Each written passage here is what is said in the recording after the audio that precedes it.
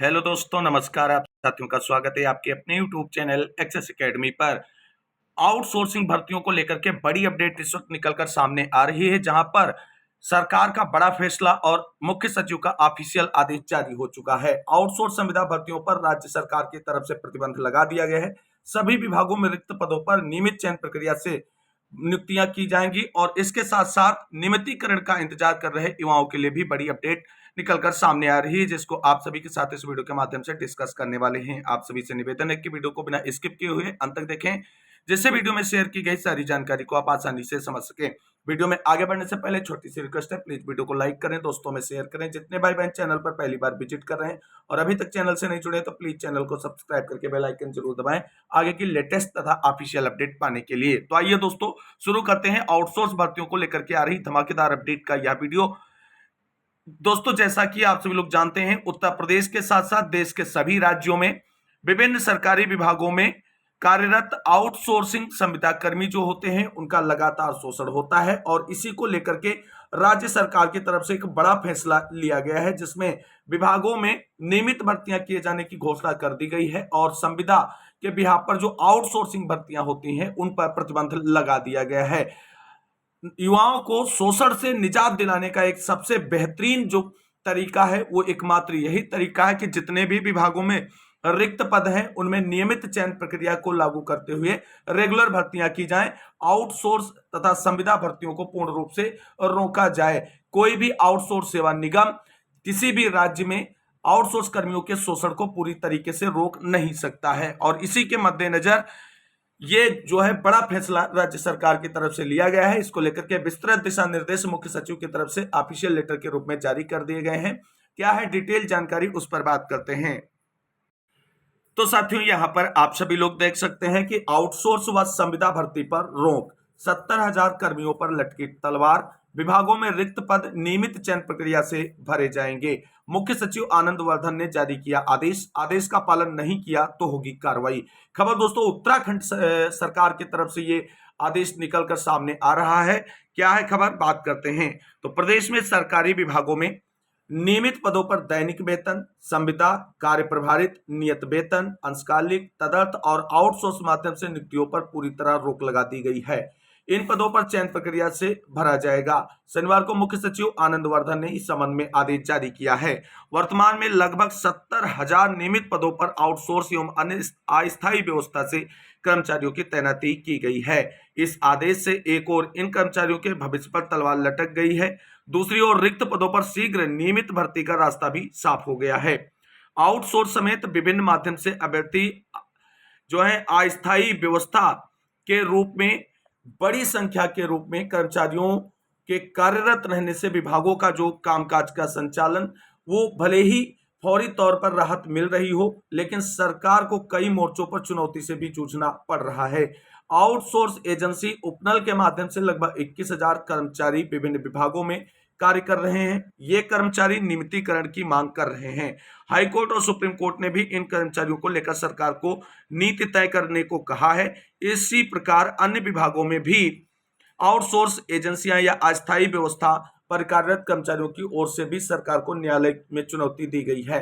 न्यायालयों के आदेशों का अनुपालन नहीं हो पाने से अवमानना की स्थितियां उत्पन्न हो रही हैं। इन स्थितियों को देखते हुए सरकार ने विभागीय ढांचे में स्वीकृत नियमित पदों को नियमित चयन प्रक्रिया से ही भरने का निर्णय लिया है। मुख्य सचिव आनंद वर्धन ने इस संबंध में सभी प्रमुख सचिवों, मंडला आयुक्तों, विभागाध्यक्षों, कार्यालयाध्यक्षों एवं जिला अधिकारियों को आदेश जारी किया है। यह भी स्पष्ट किया गया है कि शासनादेश का पालन नहीं करने पर संबंधित विभाग के नियुक्ति अधिकारी पर अनुशासनिक कार्रवाई भी की जाएगी। तो उत्तराखंड सरकार का एक बड़ा फैसला है। इसमें थोड़ी एक चीज ये ध्यान रखनी होगी उत्तराखंड सरकार को कि आपके यहाँ जो 70,000 से अधिक आउटसोर्स दैनिक वेतनभोगी या संविदा कर्मी विभिन्न विभागों में कार्य कर रहे हैं, इनकी भी नौकरी ना जाए, इनको भी नियमितीकरण का लाभ दिया जाए और समायोजित करते हुए विभागीय जो नियमित भर्तियां हैं उनके अंदर इनको समायोजित करने का भी कार्य किया जाए, जिससे जो वर्षों से आपकी सेवा कर रहे हैं उनका भी अहित न होने पाए। बाकी अगर आपने नियमित भर्तियों को लेकर के एक बड़ा कदम उठाया है तो वास्तव में ये स्वागत योग्य कदम है और इसी प्रकार के प्रयासों से ही प्रदेश के तथा देश के जो युवा हैं उनको शोषण से और मानसिक प्रताड़ना से बचाया जा सकता है और आर्थिक स्थितियां भी उनकी सुधारी जा सकती हैं। आगे दोस्तों इसी खबर को अमर उजाला ने भी अपने समाचार पत्र में प्रमुखता से छापा है और यहाँ पर आप सभी लोग देख सकते हैं, नियमित भर्ती में सुस्ती, कम खर्च में ज्यादा कर्मी का लालच बना एक बड़ी समस्या। कई विभागों ने आउटसोर्स भर्तियों को बना लिया है काम चलाने का आधार। 50,000 संविदा और आउटसोर्स कर्मियों को नियमित करने की सरकार के पास बड़ी चुनौती। नियमित नियुक्तियों में सुस्ती और कम खर्च में ज्यादा कर्मचारी रखने का लालच अब विभागों और सरकार के लिए समस्या बनने लगा है। कई विभाग तो ऐसे हैं जो पूरी तरह से उपनल या आउटसोर्स कर्मचारियों पर निर्भर हैं। उधर राज्य में उपनल के अलावा प्रयाग पोर्टल और कई निजी एजेंसियां भी भर्ती कर रही हैं। ऐसे तमाम मामले हैं जिनमें आउटसोर्स भर्तियां करने के बाद सरकार उन्हें अब तक एडजस्ट नहीं कर पाई है। तमाम कर्मचारी तो ऐसे हैं जो कि 18 से 20 साल से आउटसोर्स पर काम कर रहे हैं, जो नियमितीकरण की मांग कर रहे हैं। शिक्षा विभाग के अतिथि शिक्षक, आईटीआई में उपनल के माध्यम से भर्ती कर्मचारी, यूपीसीएल में उपनल के माध्यम से कार्योजित कर्मचारी ऐसे हैं जो कि लंबे समय से सेवाएं दे रहे हैं और अब नियमितीकरण करने की सरकार की सांस फूल रही है। वन विभाग में तो नियमित पदों के सापेक्ष कितने आउटसोर्स संविदा या दैनिक वेतन कर्मचारी हैं, इसकी जानकारी ही स्पष्ट नहीं है।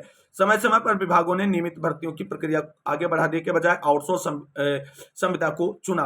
कम मानदेय पर काम करने वाले इन कर्मचारियों का आंकड़ा लगातार बढ़ता चला गया। यूपीसीएल समेत कई विभागों में तो न्यायालय नियमितीकरण करने और उनके पदों पर नियमित नियुक्ति न करने के आदेश भी जारी किए हुए हैं। कई विभाग समय से भर्तियों के अधियाचन नहीं भेजते हैं। भर्ती प्रक्रिया पूरी होने में समय लगता है, पर जब अचानक जरूरत पड़ती है तो संविदा या आउटसोर्स भर्तियां कर लेते हैं और खानापूर्ति कर लेते हैं कर्मचारियों की कमी को दूर करने के लिए। आगे यहाँ पर नियमितीकरण को लेकर के जो समस्या उस पर बात करते हैं, तो सरकार ने सृजित पदों पर संविदा आउटसोर्स भर्तियों पर प्रतिबंध तो लगा दिया, लेकिन अब करीब 50,000 संविदा आउटसोर्स कर्मचारियों को नियमित करने की चुनौती सामने खड़ी है। कर्मचारी संगठन ने मांग की है मुख्यमंत्री की घोषणा के तहत शीघ्र नियमितीकरण नियमावली जारी की जाए। बीते वर्षों में 2 बार नियमितीकरण की नियमावली आई, लेकिन सफल नहीं हो पाई। बीते दिनों मुख्यमंत्री पुष्कर सिंह धामी ने सभी संविदा आउटसोर्स कर्मचारियों को नियमित करने की घोषणा की थी। घोषणा को धरातल पर उतारने के लिए शासन स्तर पर कवायद भी शुरू हो गई है।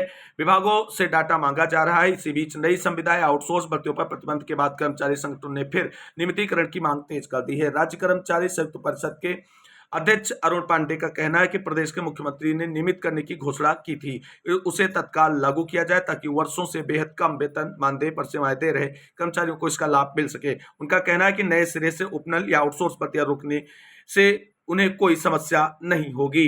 यहाँ पर देख सकते हैं निगम और निकायों में भी है बड़ी संख्या। न केवल सरकारी विभाग बल्कि तमाम निगम निकायों में भी संविदा आउटसोर्स कर्मचारी बड़े पैमाने पर कम मानदेय पर सेवाएं दे रहे हैं। विद्युत संविदा एकता मंच के संयोजक विनोद कवि का कहना है कि सरकार विभागों के साथ ही सभी निगमों, निकायों एवं उपनल कर्मचारियों को नियमितीकरण का लाभ दे। तो कुल मिलाकर के उत्तराखंड सरकार की तरफ से भविष्य में आउटसोर्सिंग तथा संविदा भर्तियों पर पूरी तरीके से रोक लगा दी गई है, लेकिन जो वर्तमान में आउटसोर्स या संविदा कर्मी कार्यरत हैं उनकी नियमितीकरण की जो समस्या है एक बड़ी चुनौती के रूप में सरकार के सामने है। अब देखना ही होगा राज्य सरकार किस तरीके से इन समस्याओं से टैकल करते हुए युवाओं के भविष्य को संरक्षित करेगी और आगे की कार्रवाई सुनिश्चित होगी। इस महत्वपूर्ण अपडेट में बस इतना। इस वीडियो को अंत तक देखने वाले सभी भाई बहनों को तहे दिल से शुक्रिया, बहुत बहुत धन्यवाद। मिलते हैं एक और नई वीडियो में लेटेस्ट और धमाकेदार अपडेट के साथ। तब तक के लिए सभी भाई बहनों को जय हिंद, जय भारत, वंदे मातरम।